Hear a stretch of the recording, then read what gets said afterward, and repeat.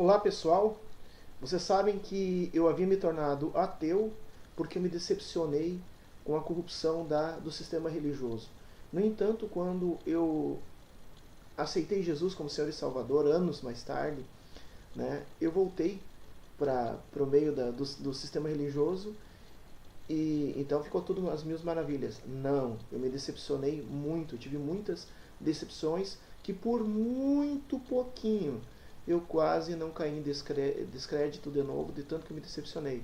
Mas a vantagem dessa minha experiência com a decepção com igrejas evangélicas, só que não, foi que agora eu posso compartilhar com vocês para que vocês não caiam nas mesmas roubadas que eu me meti, tá bom?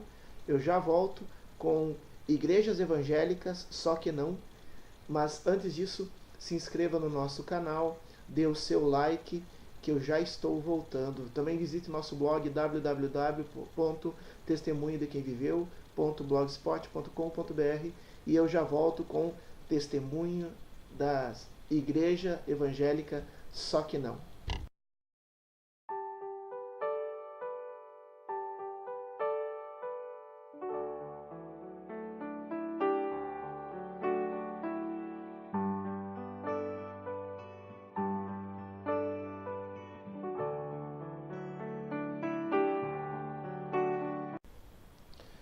Muito bem, eu havia saído do ateísmo porque eu tive uma experiência com Deus. Um dia eu vou falar sobre isso, mas agora eu queria conhecer um pouco mais sobre esse Deus que havia me salvado. E eu estava, claro, sem igreja nenhuma. E a minha primeira ideia foi retornar para a igreja dos meus pais, que era a igreja católica. No entanto, à medida que eu lia a Bíblia, eu via que as doutrinas católicas não fechavam com a igreja católica. Então, por isso, eu optei por não retornar para a igreja. Mas e agora, o que fazer? Teria que achar uma igreja. Deus foi tão misericordioso que me colocou dentro de uma igreja. Eu fui membro de uma igreja pentecostal que me acolheu, que me discipulou, onde eu fui batizado. Foi um casal de Deus mesmo. Foi em Santa Catarina, no litoral de Santa Catarina, em que eu fui membro dessa igreja pentecostal, e foi uma bênção para mim, totalmente diferente de tudo aquilo que eu tinha vivenciado, até como católico, mas muito mais como ateu. Mas foi um período bom. No entanto, quando eu me mudei de cidade, fui para o Rio Grande do Sul de novo, circunstâncias estavam acontecendo na igreja que eu estava congregando, e eu até telefonei pro meu antigo pastor, e falei: olha, não está dando para mim congregar essa denominação. E ele me deu a bênção para que eu congregasse, mas daí não era numa igreja pentecostal histórica, era daí numa igreja, uma comunidade neopentecostal, tipo uma igreja independente. E foi muito bem, foi na cidade de Panambi, Rio Grande do Sul, onde eu tive esse contato com essa igreja. Também um casal de Deus, povo de Deus. Cresci muito, fui muito abençoado, nessa comunidade evangélica. Me senti também uma experiência totalmente nova, porque eu estava vivendo, tinha saído de uma pentecostal e agora estava numa comunidade evangélica neopentecostal. E daí eu me mudei de cidade, fui para outra cidade, e nessa cidade não tinha a igreja que eu frequentava em Panambi, mas tinha uma outra comunidade evangélica neopentecostal, e eu pensei assim: a comunidade evangélica pentecostal, neopentecostal que eu estava participando, era muito legal, era muito bem, gente de Deus mesmos, tanto é que são pessoas que sou amigos até hoje. Eu pensei: essa é parecida, vai ser a mesma coisa, até porque o pastor é um profeta de Deus, um homem poderoso, a pastora é uma libertadora e tal, e eles têm trabalhos sociais. Até eu estava trabalhando com eles, estava trabalhando com trabalho social durante o tempo. Eles tinham me oferecido, inclusive, um trabalho lá para mim trabalhar na área social. Eu achei fantástico aquilo, né? E comecei a trabalhar lá com eles e tal, uma benção. Mas à medida que eu fui me envolvendo, fui entrando, e olha, eu entrei de cabeça mesmo, eu dei meu sangue, meu suor, meu tempo, eu abri mão de tudo, eu abri mão daquilo do meu trabalho, eu fui morar lá junto deles, sabe, tudo. Eu tinha aquele negócio que algumas neopentecostais têm, assim, de abrir mão de tudo, né? E eu abri mão de tudo mesmo. Eu fui morar lá no meio, junto com eles, e tudo, e trabalhando, e não tinha horário, não tinha descanso, não tinha férias. Trabalhava não só ali, mas em todos os outros lugares onde eles pediam que eu trabalhasse, eu trabalhava. E foi passando um tempo, e eu, assim, apaixonado por aquilo. Apaixonado, gente, porque eu achava que era... E daí, às vezes, vinham algumas pessoas e me chamavam a atenção, olha, mas essas doutrinas aí que o teu pastor prega não são bem bíblicas. Mas eu sempre dava uma desculpa, dizia assim, não, mas não é isso, não é aquilo. Ah, mas espera aí, mas precisa, assim, tá? Pedir um dízimo, oferta alçada, oferta de primícia, e eu dava tudo, né? Eu dei meus violão, roupa, calçado, dinheiro, né? E fazia isso de coração mesmo, porque eu pensava, estou servindo a Deus dessa maneira. E com o passar do tempo, à medida que eu ia me entrando cada vez mais e fui assumindo a postura de liderança, eu tive acesso a algumas informações. Eu notava, assim, que a equipe, o casal de pastores, eles usavam recursos que era destinado às obras sociais, eles usavam para eles próprios. Que dízimo, oferta, às vezes a gente deixava de pagar o aluguel de uma base missionária ou atrasava o aluguel de alguma coisa porque tinha que mandar algum dinheiro para o casal dos pastores. E daí, assim, os pastores começaram, assim, a reformar a casa. Eles tinham uma casa pequena, trocaram de carro, compravam um carro, né, iam ganhando dinheiro em cima disso, enquanto o restante da igreja toda estava com dificuldade. Muitas estavam em dificuldades. Jovens cometiam o mesmo engano que eu, de abandonar a sua vida para estar servindo a esse grupo, e não estavam, sabe? E realmente era trabalho muito semelhante a escravo, porque eles dedicavam horas e horas e dias da vida deles, eles deixavam de fazer as coisas, deixavam de ir para a faculdade, deixavam de ir para a escola, deixavam de arranjar emprego para servir o casal de pastores, enquanto o casal de pastores não fazia nada. Claro, eles iam lá, pregavam culto. Uma coisa que me decepcionou muito foi perceber, assim, que às vezes até eles diziam assim, em cima do altar, diziam assim, vamos tirar um período de oração, e daí, como eu fazia parte da equipe de liderança, eu via que não era período de oração coisa nenhuma, era jogar videogame. O período de oração deles era jogar videogame, né? Enquanto as pessoas estavam trabalhando, se esforçando, fazendo venda de rua para conseguir recursos e tudo, para quê? Para que eles pudessem ir numa pizzaria e gastar tudo, ou ir numa churrascaria e assim por diante, fazer festa. A casa deles, que era uma casinha pequena, de repente já começou a ficar maior e maior e maior. E eles diziam que Deus estava prosperando, mas Deus estava prosperando em cima, esse Deus que estava prosperando em cima da miséria dos outros, né? As pessoas estavam dos recursos que eram as próprias pessoas que eram atendidas pela obra social dessa denominação, dessa comunidade evangélica independente neopentecostal, as próprias pessoas que eram atendidas por elas acabavam dando dinheiro, recebiam alguma de INSS, davam dinheiro, e toda era oferta, várias vezes pedido oferta, e eu me decepcionava muito, assim, com isso no início. E algumas vezes eu tentei falar com algumas pessoas. Na medida que eu comecei a falar com algumas pessoas sobre isso, as pessoas começaram a dizer que eu estava tocando no ungido do Senhor, que eu estava sendo rebelde. Outras pessoas que começaram a ver isso, começaram a sair da igreja. Mas por que eu não saía da igreja? Por dois motivos. Primeiro eu pensava assim, não, deve ser um engano, é coisa da minha cabeça, eu estou sendo maldoso. Não é nada disso. Né? Primeiro era isso. Também outra coisa, assim, eu pensava assim, poxa, o trabalho que eu estou realizando é um trabalho mesmo, eu estou ajudando essas pessoas. Não estou falando do pastor, da pastora, que eu tratava sempre com respeito, com temor, e com carinho, com devoção até. Né? Mas à medida que eu percebi assim que também se eu saísse da igreja como outros saíam, eu poderia deixar desatendido as outras pessoas. Por fim, eu cheguei à conclusão que não tinha mesmo não tinha mesmo como, porque essa ajuda que eu dava às pessoas mantinham elas presas nesse sistema que servia para dar glória ao homem. Tipo assim, o pastor mudava de ideia e determinava uma determinada coisa, toda a igreja tinha que seguir. A pastora chegava, mandava alguma coisa, todo mundo tinha que seguir. Não interessava se estava na Bíblia, se não estava na Bíblia. Não interessava se era a glória para eles, o dinheiro para eles e a gente trabalhando para eles. Isso me machucou muito.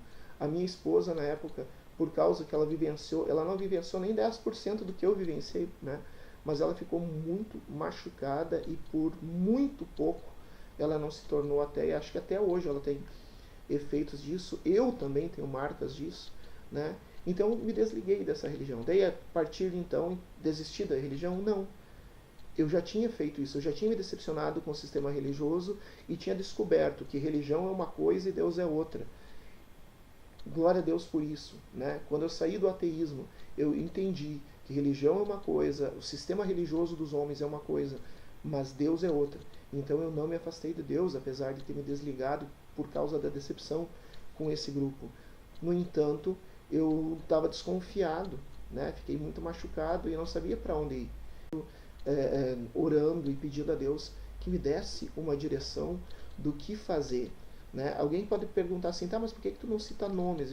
Porque se eu citar nome, vocês vão se prender no nome e vão pensar, não, é fulano de tal que é o vilão.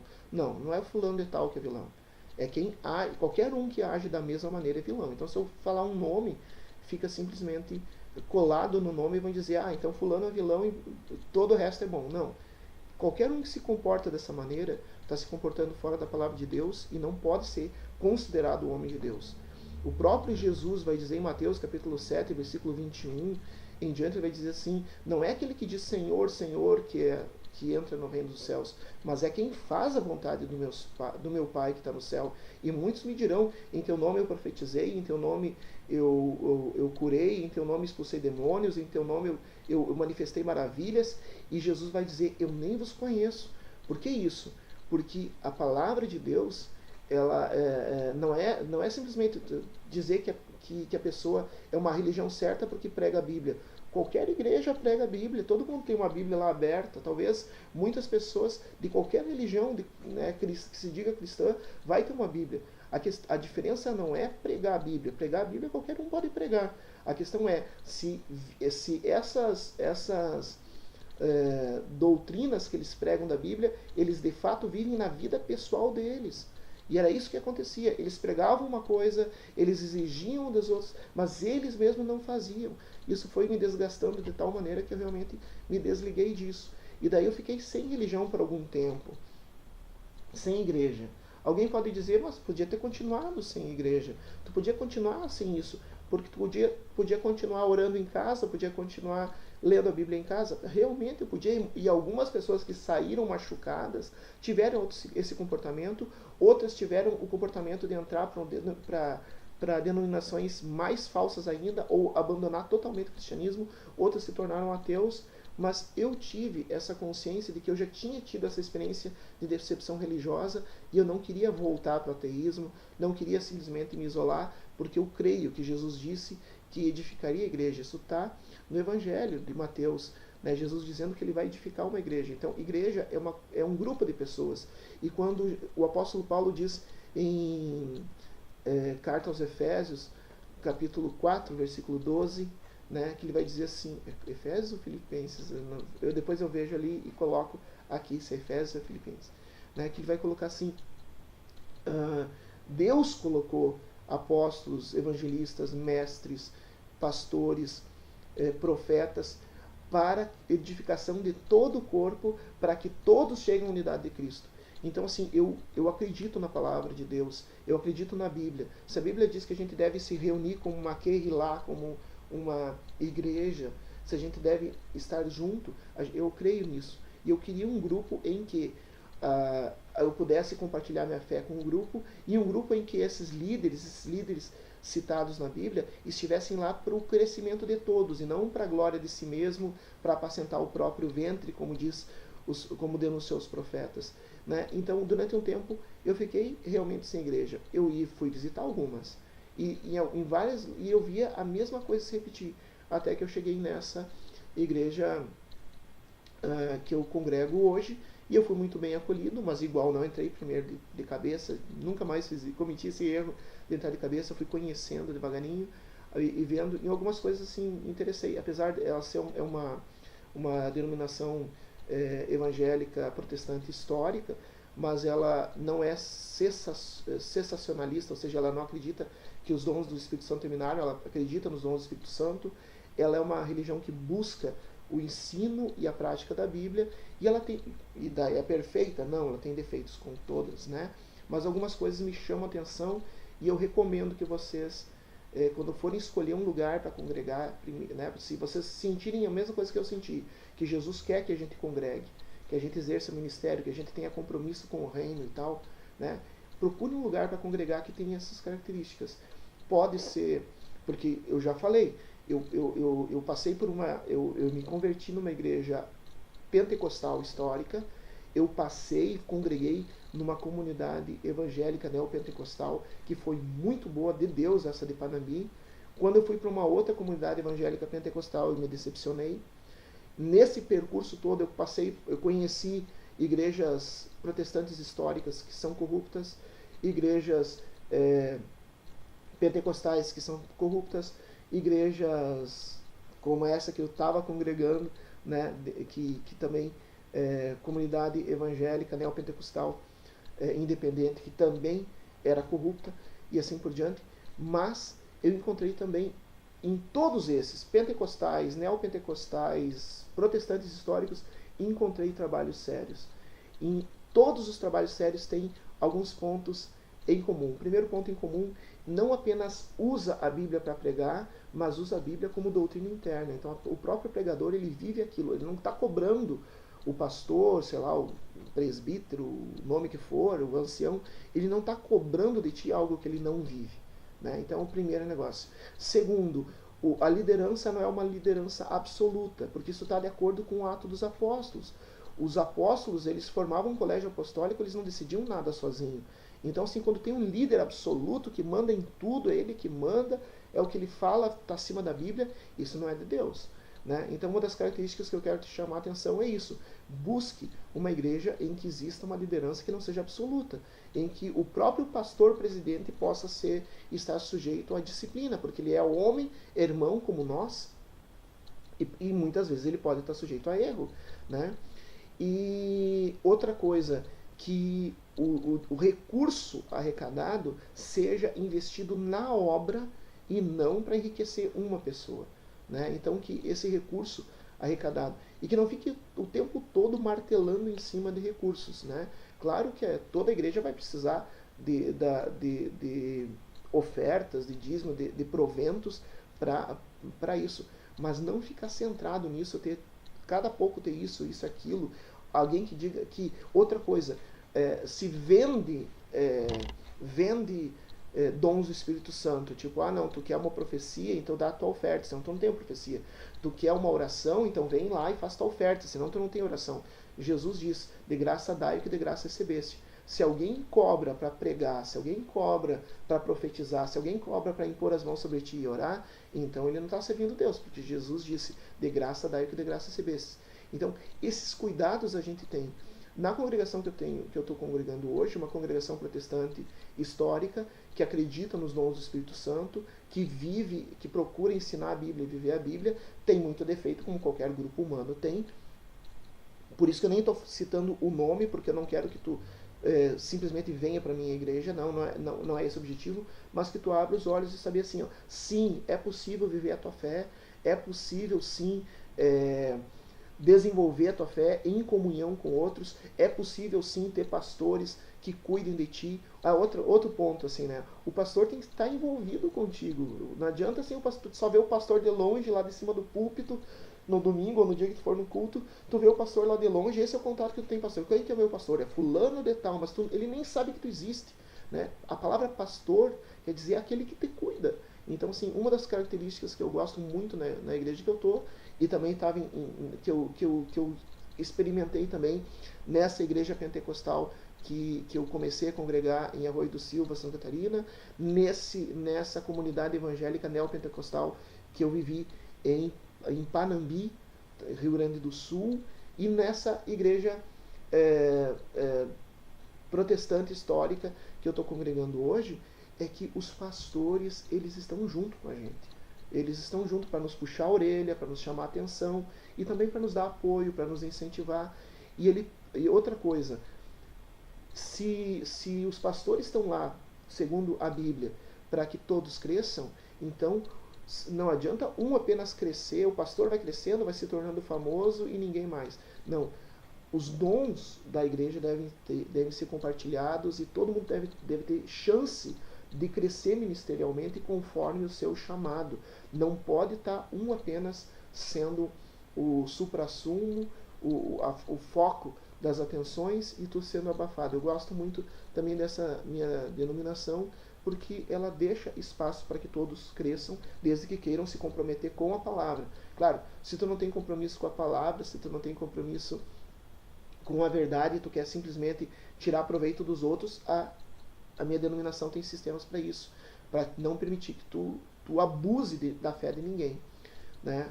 Então, isso pode ser leigo, pode ser pastor, né? Tu não pode abusar da fé de ninguém, tem medidas para isso, né? Medidas de controle. Essas medidas de controle é uma outra coisa interessante para te observar na tua igreja, né? Se existe regras, medidas de controle que se aplicam a todos, não apenas ao baixinho, não, que se aplica desde cima até embaixo, todo mundo está sujeito à mesma disciplina.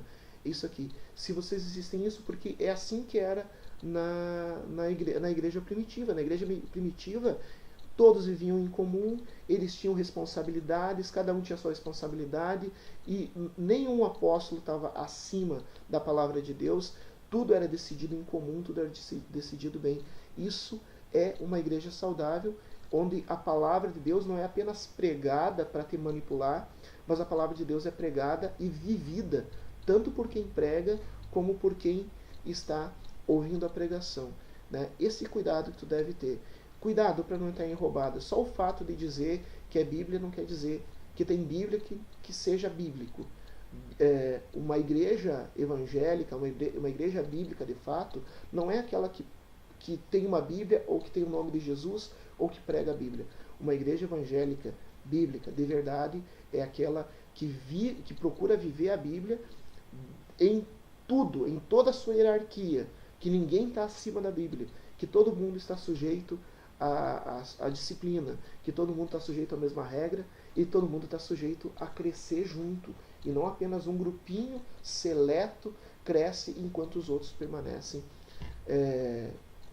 na miséria espiritual e muitas vezes na miséria física. Esse cuidado, então, não é motivo. O fato de tu ter sido magoado, ressentido por alguma denominação, não é motivo para te achar que não é possível mais tu viver em comunidade. É possível sim. É possível tu compartilhar a fé. Lembrando que não é uma ideia, não foi uma invenção das pessoas. Foi o próprio Senhor Jesus que disse que quis convidar as pessoas para viver em comunidade, que é a igreja. Então faça isso.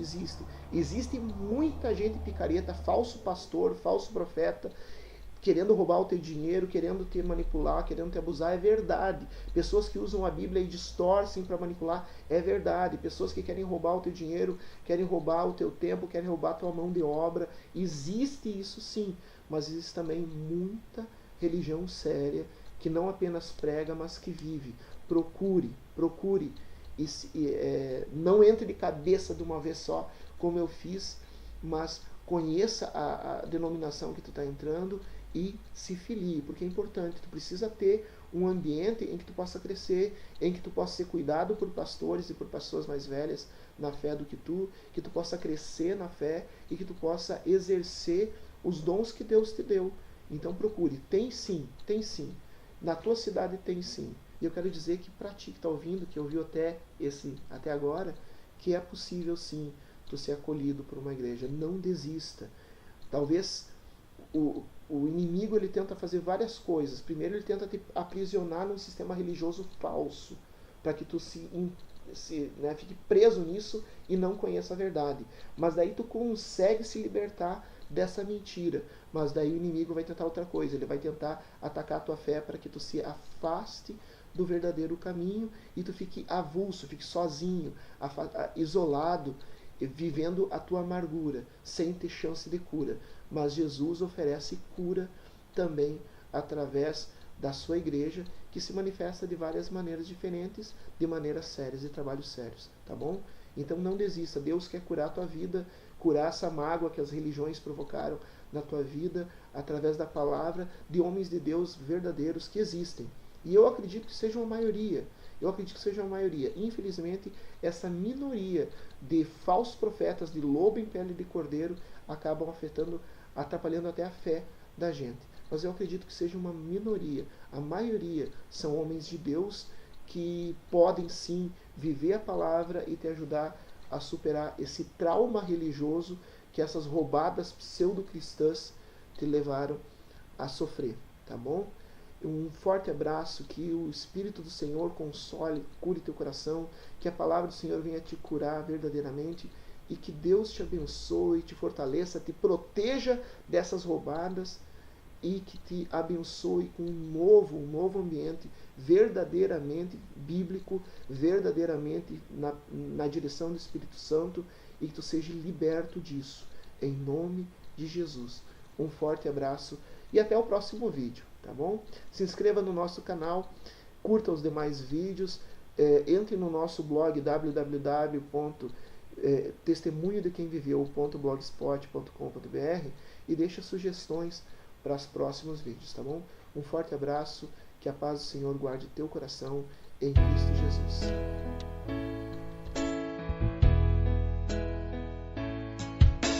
Sonda-me, Senhor.